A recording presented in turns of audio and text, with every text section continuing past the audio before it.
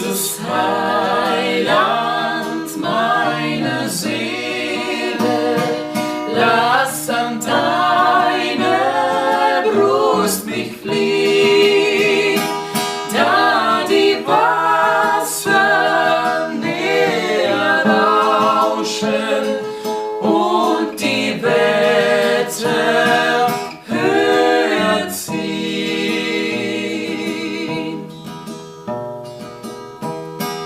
Birg mich in den Lebensstürmen, bis vollendet ist mein Lauf.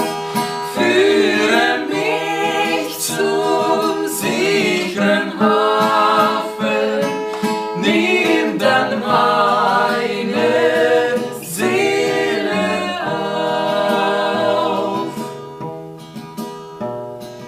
Andere Zuflucht hab ich keine, hilflos schmieg ich mich an dich.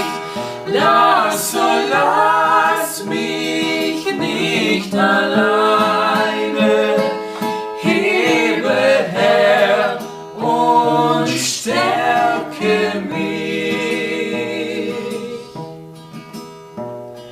Nur zu dir steht mein Vertrauen, dass kein Übel mich erschreckt.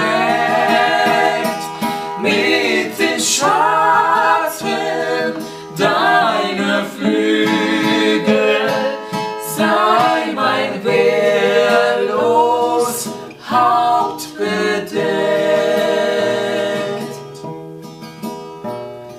Gnad um Gnade, volle Sühnung sind in dir, o Jesu mein.